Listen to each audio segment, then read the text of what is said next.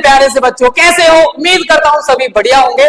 आज इस वीडियो में 55 वो टॉपिक बताने वाला हूं जो केमिस्ट्री से बार बार आते हैं और इस साल 2027 में भी आपको देखने को मिलेंगे। क्या हुआ? अच्छा नहीं लगा वीडियो? अरे लगेगा भाई, लास्ट तक देखना, पीडीएफ भी एकदम फ्री मिलेगा, टेंशन ना लो भाई, ठीक है। तो 55 वो टॉपिक है जो बार बार बोर्ड एग्जाम्स में आ रहे हैं और रिपीट हो रहे हैं भाई। चलिए, कौन कौन से क्वेश्चन है बेटा? बट उससे पहले एक प्यारा सा कोट है, आंखों में आंसू रखो, होठों पर चिंगारी रखो। आंखों में आंसू रखो, होठों पर चिंगारी रखो। जिंदा रहना है तो तरकीबें एक नहीं बहुत सारी रखो। राह के पत्थर कुछ नहीं है, राह के पत्थर कुछ नहीं है, मंजिलों से बढ़कर यह पुकारती है, सफर जारी रखो, सफर जारी रखो। वाह वाह वाह।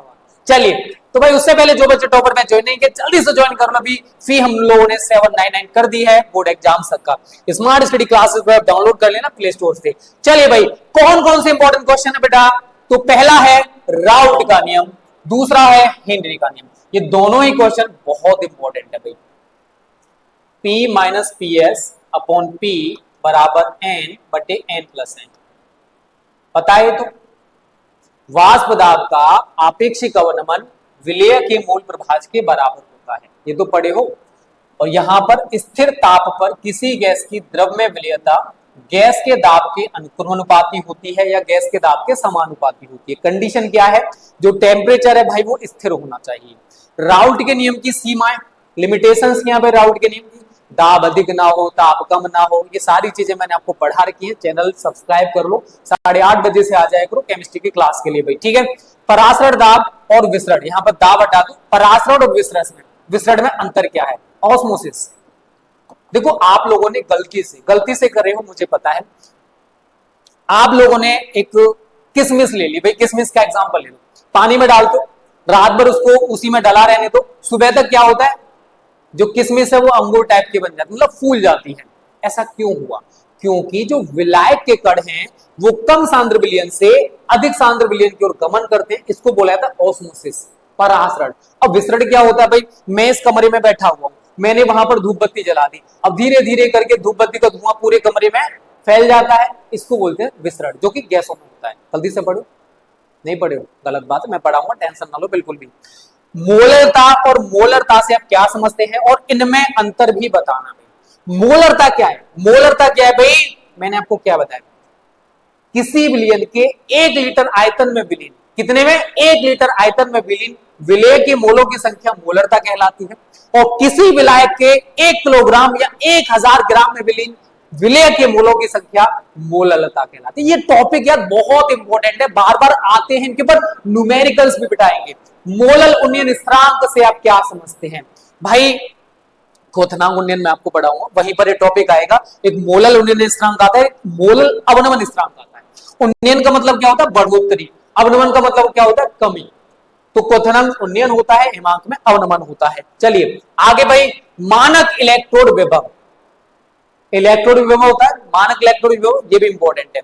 तुल्यांकी चालकता और मोलर चालकता, देखो आए हुए क्वेश्चन से बेटा, कोलराउस का नियम, ये तो 2027 के भाई किसी ना किसी सेट में रखा हुआ है।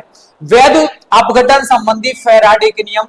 विद्युत रासायनिक श्रेणी से आप क्या समझते हैं? अब देखो, बहुत सारी धातुएं हैं, उनको मानक इलेक्ट्रोड विभव के बढ़ते हुए या घटते हुए क्रम, देखो यूरोपियन पद्धति अलग कहती है, अमेरिकन पद्धति अलग कहती है। तो भाई अगर मानक इलेक्ट्रोड विभव के घटते या बढ़ते क्रम में उनको हम रखते हैं ना, तो हमें एक श्रेणी प्राप्त होती है, एक सीरीज मिलती है, जिसको हम कहते हैं इलेक्ट्रोकेमिकल सीरीज। अब इसके अनुप्रयोग भी हैं जो मैं आपको पढ़ाऊंगा जब आप मेरे साथ रेगुलर बेसिस पर लाए होंगे, ठीक है। अभिक्रिया के वेग से आप क्या समझते हैं?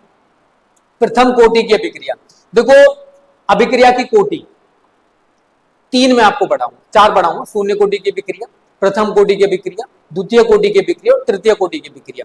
तो वह अभिक्रिया जिसमें अभिक्रिया का वेग अभिकर्मक के अणुओं की सांद्रता पर बेटा निर्भर ही नहीं करता, उसको बोलते हैं शून्य कोटि की अभिक्रिया।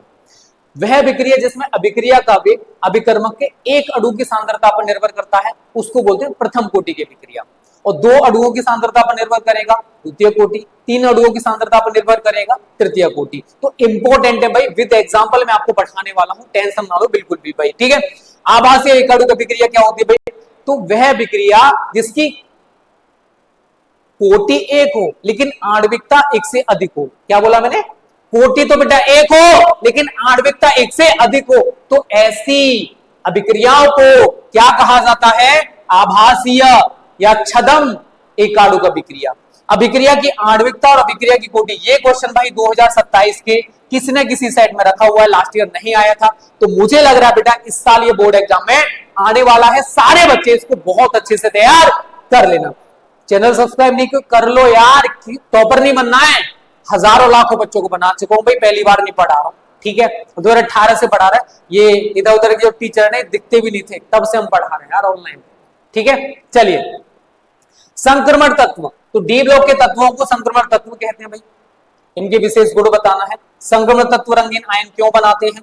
संक्रमण तत्व अनेक संकुल यौगिक क्यों बनाते हैं? लिगेंड्स क्या होते हैं बेटा? ये सारे के सारे टॉपिक्स बहुत इंपॉर्टेंट है 2027 के लिए। उसके बाद उप सह संयोजन संख्या के बारे में पूछा गया है, इन पर हमको टिप्पणी बतानी है। वुड्स अभिक्रिया, एल्किल हैलाइड के दो अणु सोडियम धातु के साथ शुष्क ईथर की उपस्थिति में जब इनको हीट किया जाता है, गर्म किया जाता है, तो हमें एल्केन्स प्राप्त होते हैं। यह अभिक्रिया बेटा वुड्स अभिक्रिया कहलाती है। वुड्स फिटिंग में क्या है? एक अणु एल्किल हैलाइड का रहता है। अब क्या करे सर, ये तो पता ही नहीं क्या होते। बेटा मैं पढ़ाऊंगा ना, क्यों टेंशन ले लो? केमिस्ट्री और फिजिक्स की गारंटी मेरी रही, अदर सब्जेक्ट के लिए हमारे और टीचर्स हैं। बस तुम लोग हमारे पर ट्रस्ट रखो कि हाँ हम टॉपर बना देंगे। रेगुलर लाइव पता पड़ जाएगा आप लोगों को, ठीक है भाई। चलिए, कार्बोलैमिन अभिक्रिया और रिबोन्यूक्लिक अभिक्रिया को समझाना भाई। हेलोएल्केन्स बनाने की दो सामान्य विधियों के बारे में हमसे पूछा गया है। फ्रेओन्स क्या होते हैं? ये भी बहुत इंपॉर्टेंट बेटा। हेलोएरीन, हेलोएल्केन पढ़े हो? नहीं पढ़े हो? कोई बात नहीं, मैं पढ़ा दूंगा। डीडीटी, पैरा पैरा डाइक्लोरो डाइफेनॉल ट्राइक्लोरोएथेन, इसका टिप्पणी लिखनी है भाई। एल्कोहलों के अणुभार बढ़ने के साथ इनकी जल में विलयता घटती है, क्यों? क्लोरोफॉर्म को रंगीन बोतलों में क्यों रखा जाता है? तो बेटा क्लोरोफॉर्म सूर्य के प्रकाश की उपस्थिति में वायु की ऑक्सीजन से क्रिया करता है। किससे क्रिया करता है?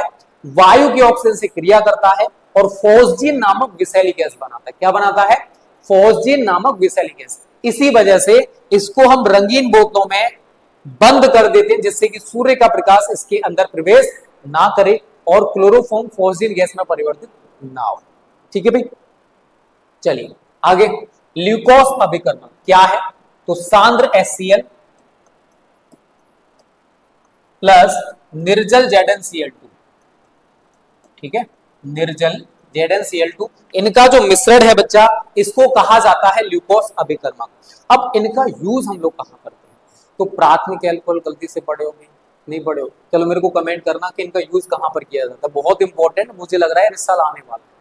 किन वन पर हमको टिप्पणी लिखनी है भाई? फर्मेंटेशन पर। पावर एल्कोहल, अभी जो आप लोग देखते हो ना E20 भाई, वो पावर एल्कोहल ही है, ठीक है। इसका मतलब पावर एल्कोहल का मतलब ये होता है कि इसमें 80 भाग पेट्रोल होता है 80%, और 20 भाग इसमें एथेनॉल मिलाया जाता है, जो भी गवर्नमेंट मिला रही है, ठीक है। तो 80% इसमें क्या है? पेट्रोल है, और 20% क्या है? इसमें एथिल एल्कोहल है। तो इनका जो मिश्रण है, इसको क्या कहा जाता है? Power alcohol. अगर आपसे कोई पूछेगा भी पावर एल्कोहल के बारे में, तो बता देना कि हम जो E20 यूज कर रहे हैं वही पावर एल्कोहल है, ठीक है। बता दोगे भाई सारे बच्चे? ठीक है ना। चलिए, ईथर को रंगीन बोतलों में, इसका भी वही प्रॉब्लम है भाई, ठीक है। टोलन अभिकर्मक तैयार कर लेना इनको। उसके बाद यूरोट्रोपिन, तो मैंने भी आपको बताया था, नहीं बताया तो कोई दिक्कत नहीं। 6HCHO फॉर्मेल्डिहाइड के 6 अणु plus 4NH3 is given you CH2 का होल 6N4 प्लस 6H2O। तो ये जो बना है ना, हेक्सामेथिलीन टेट्राएमीन, इसका पूरा नाम क्या है? हेक्सामेथिलीन टेट्राएमीन, और इसको बोलते हैं हम लोग यूरोट्रोपिन। इसको क्या बोला जाता है बच्चा? यूरोट्रोपिन, ठीक है भाई। उसके बाद श्मिट अभिक्रिया, केनिज़ेरो अभिक्रिया, फॉर्मेल्डिहाइड और एस्टेल्डिहाइड में अंतर हमको बताना है। HVZ, हेल वोल्हार्ट जेलेंस्की अभिक्रिया, इसका पूरा नाम है HVZ का, ठीक है।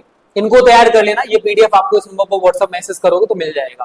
रोजेनमुंड अपचयन अभिक्रिया, एल्डोल संघनन, हॉफमैन ब्रोमेमाइड अभिक्रिया, नाइट्रोबेंजीन का उदासीन माध्यम में अपचयन, एमीन किसे कहते हैं, इसके प्रकारों को मैं उदाहरण देकर भाई समझाना है।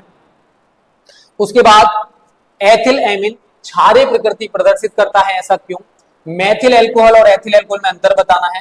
कार्बोहाइड्रेट पर संक्षिप्त टिप्पणी और कार्बोहाइड्रेट का सामान्य परीक्षण। देख लो कितना इंपॉर्टेंट है भाई, वही टॉपिक्स मैंने उठाए हैं जो बोर्ड एग्जाम्स के लिए इंपॉर्टेंट है। डीएनए और आरएनए में बच्चा हमको अंतर बताना है। उसके बाद न्यूक्लिक अम्ल से हमें क्या जानते हैं वो बताना है। डीएनए आरएनए में अंतर तो पीछे भी आया था। ग्लूकोज और फ्रक्टोज में अंतर, विटामिन क्या होते हैं इनका वर्गीकरण, प्रोटीन्स के बारे में बच्चा पूछा गया है। उसके बाद एमिनो अम्लों की जो प्रकृति है कैसी होती है, vitamin A B C D और के बारे में बताना है। क्या होता है जब फिनॉल को क्लोरोफॉर्म एनियोथिलीन के साथ गर्म किया जाता है। तो अब मेरे को सारे बच्चे जिन्होंने वीडियो को लास्ट तक देखा, बेटा 55 में से आपको कितने क्वेश्चंस तैयार है, ठीक है भाई, कितने क्वेश्चंस तैयार हैं इस वीडियो के कमेंट बॉक्स में मुझे जरूर बताना, ठीक है भाई। तो ये प्यारा सा सेशन बच्चा पार्टी में यहीं पर खत्म करूंगा।